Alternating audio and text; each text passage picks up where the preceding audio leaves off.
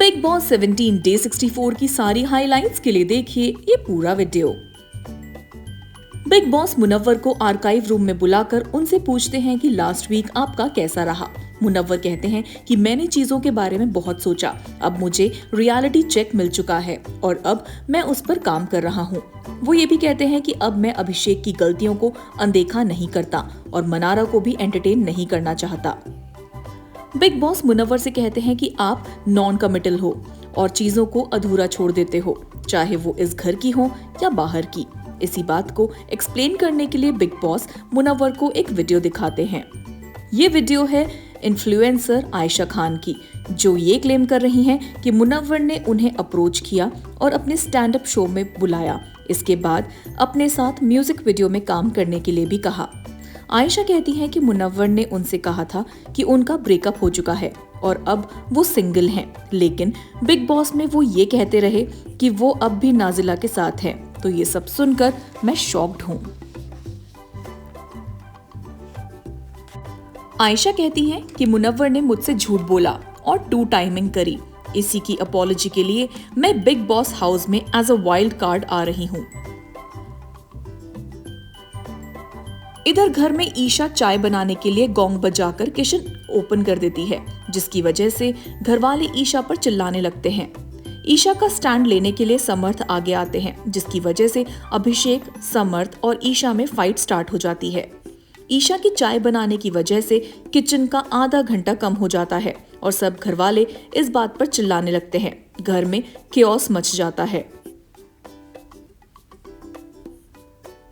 Archive room में आयशा मुनव्वर से मिलती हैं और काफी नाराज होती हैं। आयशा कहती हैं कि तुमने मुझे मिस किया, इसी वजह से क्या तुमने मेरा दिया हुआ ब्रेसलेट पहना था। मुनव्वर कहते हैं कि मेरे पास सिर्फ कुछ ही ज्वेलरी के पीसेस हैं, इसीलिए मैंने वो ब्रेसलेट पहन लिया, लेकिन मैंने मिस नहीं किया। आयशा लगातार मुनव्वर को टॉन्ट मारती हैं। मुनव्वर कहते हैं कि मेरा और नाजिला का प्रॉपर क्लोजर नहीं हुआ था और इसीलिए मैंने इस शो पर कहा कि मैं अभी भी उसके साथ रिलेशन में हूँ। आयशा इल्जाम लगाती हैं कि तुम मुझसे और नाजिला के साथ टू टाइमिंग कर रहे थे और तुमने झूठ बोला कि तुम्हारी और उसकी बात बंद हो गई, जबकि तुम उसके साथ लगातार टच में थे। आयशा लगातार इल्जाम लगाती हैं और मुनव्वर खुद को डिफेंड करते हैं। तभी बिग बॉस मनारा को आर्काइव रूम में भेजते हैं और मनारा आयशा की बातें सुनकर एकदम शॉक्ड हो जाती हैं।